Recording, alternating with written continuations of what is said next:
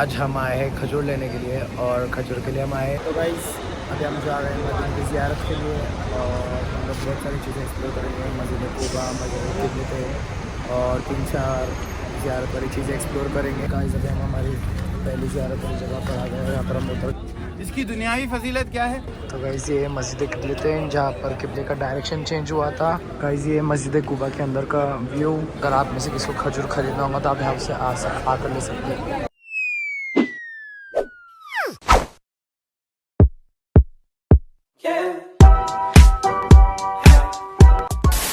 Hello السلام علیکم every one, کیسے آپ سب لوگ؟ آئی ہوپ آپ سب ٹھیک ہوں گے اور الحمدللہ میں بھی ایک دم ٹھیک ہوں. تو کل بارش کے بعد ہم نے بارش میں بہت بھیگے اور پھر ہم گھر جا کے سو گئے تھے. تو یہ ولاگ دوسرے دن سٹارٹ ہو رہا ہے ابھی. اور آج ہم آئے ہیں کھجور لینے کے لیے اور کھجور کے لیے ہم آئے ہیں ایک پاکستانی شاپ میں. ہم لوگ ایک مارکیٹ گئے تھے، وہ مارکیٹ میں کافی زیادہ ایکسپینسو کھجور تھے. تو ابھی ہم یہاں پر آئے ہیں. یہ شاپ کا نام ہے اور یہاں پر ہم کھجور لے رہے ہیں.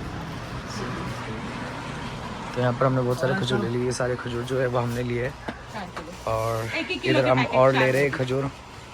بھائی آپ کی دکان کا ایڈریس بتا دو اس میں. آپ ایڈریس بتاؤ پہلے. نہیں آپ اوپر اپنا چہرہ دکھاؤ. مسجد بلال کے ساتھ طریق علی بن ابی طالب. اوکے. اور دکان کا نام کیا ہے؟ دکان کا نام چاہیے فاطمہ التمور. فاطمہ التمور. یہ کارڈ ہے. یہ کارڈ ہے ان کا. آپ لوگ یہاں پر آ کر لے سکتے ہو. یہاں پر نمبر بھی ہے. نمبر پہ بھی. ان کا نام کیا ہے؟ میرا نام اظہر خان. یہ بھائی کی کارڈ ہے. اچھا ٹھیک ہے. آپ کا نام اظہر خان. ٹھیک ہے. تو آپ ان پہ اس پہ کانٹیکٹ کر سکتے ہیں. اور ہم کو ملنے والا میرا نام ابو بلال ہے. میں ٹیکسی کا کام کرتا ہوں. یہ بھائی لوگوں کو بھی لے کے آیا ہوں. میرا نمبر ہے 05943233785. یہ میرا نمبر ہے. آپ آ کے کانٹیکٹ کریں. انشاءاللہ میں آپ کو لے کر آئیں گے. یہاں پہ بولا ہاں اچھا والا کھجور لے کے دے گا. ٹھیک ہے. تو گائز اگر آپ لوگوں کو کسی کو لینا ہوگا کھجور یہاں سے تو آپ یہاں سے لے سکتے ہو اور ان کو کانٹیکٹ کر سکتے ہو. ماشاء اللہ کھجور ہم نے کھا کر دیکھیے. ہر چیز اچھی ہے اس کی. ہر چیز پسند ہے ہمیں. آپ کو آنا ہے تو ضرور آئیے ادھر میں. آپ کی مرضی. لینا ہے لے, نہیں لینا لے. ریٹ بھی ریزنیبل ہے. شکریہ. الحمدللہ. تھوڑا بارگیننگ کرنا پڑتا ہے بھائی سے لیکن بھائی کم کر دیتے ہیں. 50 کم کر دو گے. تو گائز ابھی ہم جا رہے ہیں مدینہ کی زیارت کے لیے اور ہم لوگ بہت ساری چیزیں ایکسپلور کریں گے. مسجد قباء مسجد پہ اور 3-4 زیارت والی چیزیں ایکسپلور کریں گے. تو نکلتے ہیں. عثمان بن عفان. یہ اورنج کلر کی گزر ہے. دیکھیں کوئی زیارت تو نہیں ہے لیکن اللہ کی ایک نشانی ہے کہ حضرت عثمان غنی رضی اللہ تعالیٰ کے نام پر آج بھی یہ جو ہے ہوٹل انہی کے نام پر منسوب ہے. حضرت عثمان غنی رضی اللہ تعالیٰ وہ صحابی رسول ہیں کہ جن کے سخاوت کے واقعات آپ نے سنے ہوں گے. کتنے بڑے غنی تھے. آج بھی مدینہ منورہ میں جو ہے یہ ہوٹل انہی کے نام پر ہے اور ایک بینک اکاؤنٹ ہے. اس ہوٹل سے جو بھی آتا ہے اس اکاؤنٹ میں جاتا ہے اور پھر غریبوں اور مسکینوں میں بانٹا جاتا ہے. تو دیکھیں آج بھی ان کی سخاوت چل رہی ہے اور انشاءاللہ تا قیامت چلتی رہی ہے. اسی جبل احد کے دامن میں مسلمانوں کی دوسری بڑی جنگ احد سن 3 ہجری میں پیش آئی. سن 2 ہجری میں جنگ بدر پیش آئی. سن 3 ہجری میں جنگ احد پیش آئی. 1 سال بعد یہ جنگ ہوئی. گائز ابھی ہم ہماری پہلی زیارت والی جگہ پر آ گئے ہیں. یہاں پر ہم اتر گئے. بس میں بھی کافی زیادہ زیارت ہوتی ہے. آجو باجو جو مسجد ہے ان سب کے بارے میں بتایا جا رہا ہے لیکن میں سب شوٹ نہیں کر پا رہا ہوں کیونکہ میرے فون میں اسپیس بہت کم ہے اور مجھے بس آپ سب سے شیئر کرنا ہے کہ میں مین چیزیں شوٹ کر کے آپ لوگوں کو بتا رہا ہوں.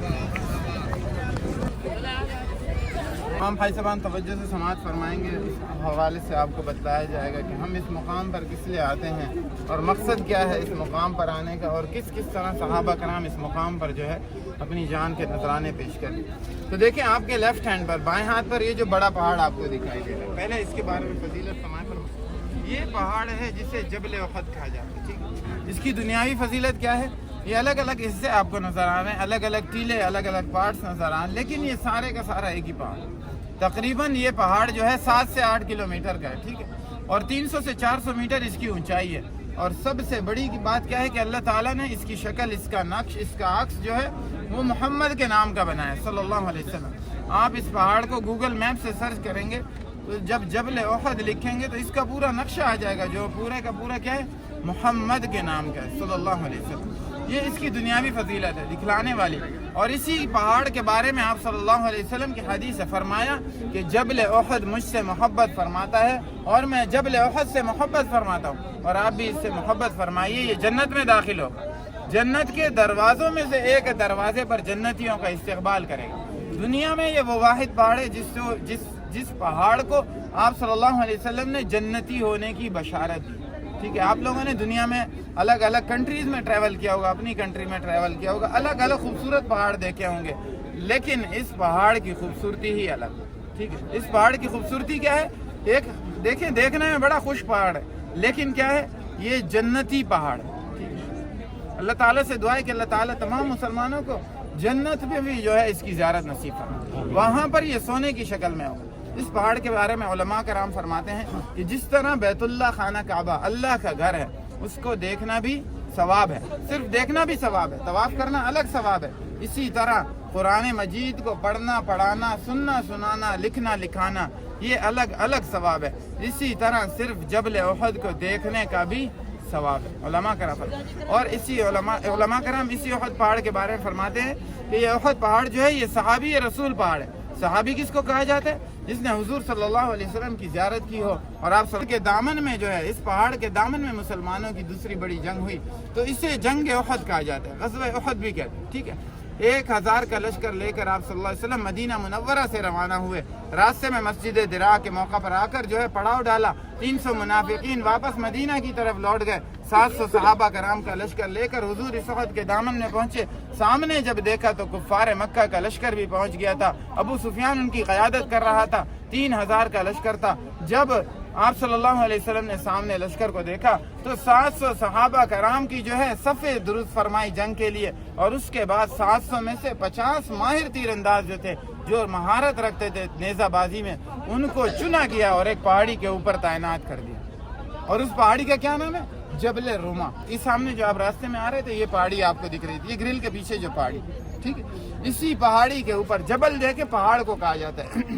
روما، رماد اس کا نام ہے، یعنی تیر اندازوں والا، عربی میں روما جو ہے تیر انداز کو کہتے ہیں۔ تو اس تیر اندازوں والی پہاڑی پر آپ صلی اللہ علیہ وسلم اپنے 50 ماہر تیر انداز صحابہ تعینات فرما دیے، اور حکم کیا دیا؟ فرمایا کہ اس پہاڑی سے نیچے نہیں اترنا حتیٰ کہ یہ جنگ کا کوئی بھی نتیجہ ہو، یعنی یہ جنگ فتح ہو یا شکست ہو، آپ نے پہاڑی کو چھوڑنا نہیں ہے۔ حضور کا حکم اس مقام تک تھا، حضور نے فرمایا حتیٰ کہ تمہیں پرندے اچک کر کیوں نہ لے جائیں، یعنی پرندے تمہارا گوشت نوچ نوچ کر کیوں نہ لے جائیں، لیکن تم نے پہاڑی کو چھوڑنا نہیں ہے۔ اب سوچنے کی بات ہے، پرندے کون سے جانور کا گوشت نوچتے ہیں؟ جو مردہ ہو چکا ہوتا ہے۔ تو حضور کا حکم کس مقام تک تھا کہ اگر جان بھی چلی جائے لیکن اس پہاڑی کو چھوڑنا نہیں ہے۔ تو دیکھیے معزز سامعین کرام، اس جنگ کے 2 مرحلے ہوئے۔ پہلے مرحلے میں مسلمانوں کو یہ لگا کہ ہم یہ جنگ فتح کر چکے ہیں، کیونکہ کفار مکہ کے دل میں مسلمانوں کا خوف ڈال دیا، اور جو ہے کفار مکہ واپس مکہ مکرمہ کی طرف دوڑے لگانے لگے۔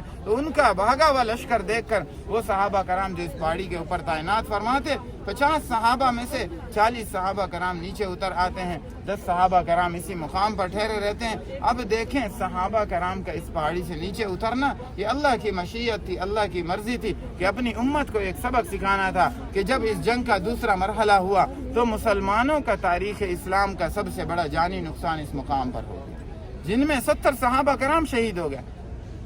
تو اس جنگ سے جو سبق سکھانا تھا اللہ تعالیٰ نے، وہ کیا تھا؟ مسلمانوں کو یہ سبق سکھانا تھا کہ اللہ تعالیٰ نے ہمیشہ اپنے محبوب نبی کریم صلی اللہ علیہ وسلم کی بات میں کامیابی رکھی۔ تو دیکھیں معزز سامعین کرام، جب صحابہ کرام نیچے اتر آتے ہیں، 40 صحابہ، 10 صحابہ اسی کے اوپر ٹھہرے رہے۔ وہ جو بھاگا ہوا لشکر تھا، اس کی قیادت حضرت خالد بن ولید رضی اللہ تعالیٰ عنہ کر رہے، لیکن اس جنگ کے موقع پر کفر کی حالت میں تھے۔ اور حضرت خالد بن ولید رضی اللہ تعالیٰ عنہ کے بارے میں آتا ہے کہ اپنی زندگی میں 125 سے زیادہ جنگیں لڑی، لیکن کبھی شکست نہیں ہوئی۔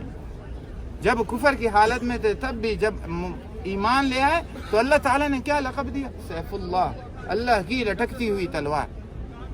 اور بڑے جلیل القدر صاحب ہیں، بہت بڑے سپاہ سالار تھے، اس جنگ کے موقع پر کفر کی حالت میں تھے، اور وہ جو لشکر تھا اسی کی قیادت کر رہے تھے۔ واپس اس لشکر کا رخ موڑا جب دیکھا کہ صحابہ کرام وہ مقام چھوڑ دیے ہیں جو ان کو محمد صلی اللہ علیہ وسلم نے بتلایا تھا، تو پیچھے سے لشکر آیا اور اسی پہاڑی کے اوپر جو ہے حملہ کر دیا۔ جب اس پہاڑی کے اوپر حملہ کیا گیا تو 10 صحابہ کرام اسی پہاڑی پر ٹھہرے تھے، ان پر حملہ ہوا، 10 صحابہ کرام کو اسی پہاڑی کے اوپر شہید کر دیا۔ پھر جنگ کا دوسرا مرحلہ شروع ہو گیا، مسلمانوں کے ہاتھ مسلمان شہید ہوئے، بہت بڑی گھماسان کی جنگ۔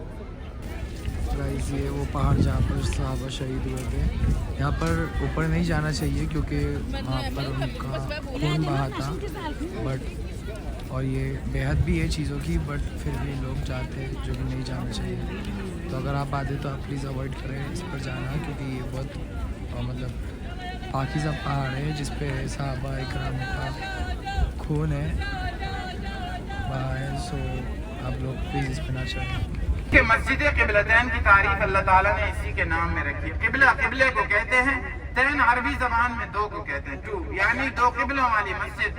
اس مسجد کو یہ نسبت حاصل ہے، اسی مسجد میں ایک نماز دو قبلوں کی طرف پڑھائی گئی۔ اس مسجد کو یہ نسبت حاصل ہے کہ اسی مسجد میں مسلمانوں کا قبلہ رخ بیت المقدس سے بیت اللہ خانہ کعبہ کی طرف تحویل ہوا، تبدیل ہوا اللہ کے حکم سے اور آپ صلی اللہ علیہ وسلم کی دعاؤں کی برکت سے۔ کس طرح ہوا؟ دیکھیں، جب حضور مکہ مکرمہ میں ہجرت سے پہلے رہا کرتے، بیت اللہ خانہ کعبہ کے ساتھ حتیم کا سب نے دائرہ ماشاءاللہ سے زیارت کی ہوگی اس مقام کی۔ جب حضور وہاں پر نماز ادا کرتے، سامنے بیت اللہ کا گھر ہوتا، آپ کا قبلہ رخ بیت المقدس کی طرف ہوتا، قبلہ اول مسجد اقصی کی طرف ہوتا۔ جب حضور ہجرت فرما ہوئے مدینہ منورہ، یہاں آ کر 16 سے 17 مہینے، دو روایتیں آتی ہیں، ایک روایت میں 16 مہینے 4 دن کا وقت لکھا گیا ہے، دوسری روایت میں 17 مہینے کا وقت لکھا گیا ہے۔ تو مسلمان جو ہے 16 سے 17 مہینے بیت المقدس مسجد اقصی قبلہ اول کی طرف نماز ادا کیے۔ پھر یہاں پر ایک واقعہ پیش آیا، حضور کے دل میں یہ چاہ تھی کہ قبلہ ہو تو بیت اللہ خانہ کعبہ ہو، اللہ تعالیٰ نے آپ کی چاہ کو پورا کر دیا۔ کس طرح ہوا کہ جہاں مسجد قبلتین واقع ہے، معمول کے مطابق ایک دن حضور صلی اللہ علیہ وسلم یہاں پر ایک قبیلہ رہا کرتا، بنو سلمہ تھا یا پھر بنو بشیر کا قبیلہ تھا۔ اسی قبیلہ میں حضور تشریف فرماتے اور ایک عورت تھی صحابی رسول جن کی بیمار کرسی عیادت کے لیے تشریف فرماتے، حضرت ام بشر رضی اللہ تعالیٰ کے گھر جب حضور یہاں تشریف فرما ہوئے اور انہوں نے قیام کی دعوت دی، حضور نے قیام کیا۔ جب حضور قیام کرتے ہیں، ظہر یا عصر کی نماز کا وقت ہوتا ہے، یعنی 4 رکعت باجماعت نماز کا وقت ہوا۔ حضور 4 رکعت میں سے 2 رکعت جو ہے بیت المقدس مسجد اقصی کی طرف نماز ادا کر چکے تھے۔ بیچ نماز میں آپ کی نگاہیں بار بار آسمان کی طرف اٹھ رہی تھیں اور آپ کے دل میں وہی چاہ تھی۔ تو اللہ تعالیٰ نے قرآن مجید میں یہ ذکر کر دیا، اپنے محبوب سے کس طرح اللہ تعالیٰ ہم کلام ہوتے ہیں۔ بسم اللہ الرحمن الرحیم، قد نرى تقلب وجهك في السماء فلنولينك قبلة ترضاها فول وجهك شطر المسجد الحرام۔ اللہ تعالیٰ قرآن مجید میں کیا ارشاد فرماتا ہے، جس کا مفہوم ترجمہ یہ ہے کہ اے محمد صلی اللہ علیہ وسلم، یہ آپ کی بار بار آسمان کی طرف نگاہیں اٹھ رہی ہیں، یہ ہم دیکھ رہے ہیں اور ہمیں بے حد۔ تو گائز یہ مسجد قبلتین جہاں پر قبلے کا ڈائریکشن چینج ہوا تھا مسجد اقصی سے کعبے کی طرف۔ یہ ہے مسجد قبلتین، یہاں پر 2 طرف ڈوب کر کے نماز پڑھی جاتی تھی۔ ایک بائک پیچھے اوپر جو ہے دکھائی، اوپر دکھاؤ، دیکھیے وہاں پر، ٹھیک ہے۔ دوسرے سامنے ہمیں ایک طرف ڈوب کے پڑھنے کی اجازت دی، جو کہ یہ سائڈ۔ تو ابھی سب لوگ کعبے کی طرف کعبے کے ڈائریکشن میں نماز پڑھتے ہیں، تو وہ یہ سائڈ ہے۔ ایک صحابی رسول آپ کی خدمت میں حاضر ہوئے، فرمانے لگے کہ یا رسول اللہ صلی اللہ علیہ وسلم، ہم جب مکہ مکرمہ میں رہا کرتے، سامنے بیت اللہ کے گھر کا دیدار ہوتا، صفا مروہ کرتے، عمرہ ادا کیا کرتے، احرام باندھتے، عمرہ ادا کیا کرتے۔ اب ہم مدینہ منورہ آ گئے ہیں، اب ہم میں سے کچھ مال کی طاقت نہیں رکھتے، کچھ جانے کی طاقت نہیں رکھتے۔ مکہ والے مسلمان جب چاہیں گے گھر سے احرام باندھیں گے، طواف ادا کریں گے، اللہ کے گھر کا دیدار کریں گے، عمرہ ادا کیا کریں گے۔ اب ہم جو ہے مدینہ منورہ جو ہے مکہ مکرمہ نہیں جا سکتے، عمرہ ادا نہیں کر سکتے۔ ہم میں سے جو ہے مکہ والے مسلمان ہم سے نیکیوں میں افضل ہو جائیں گے، مکہ والے مسلمان نیکیوں میں برتری حاصل کر لیں گے۔ تو حضور صلی اللہ علیہ وسلم نے اسی موقع پر فرمایا کہ میرا جو بھی امتی گھر سے باوضو ہو کر مسجد قباء میں 2 رکعت نماز ادا کرے گا، اس کو ایک عمرے کے برابر کا ثواب ملے گا۔ دیکھیں اللہ تعالیٰ کا گائز یہ مسجد قباء کے اندر کا ویو.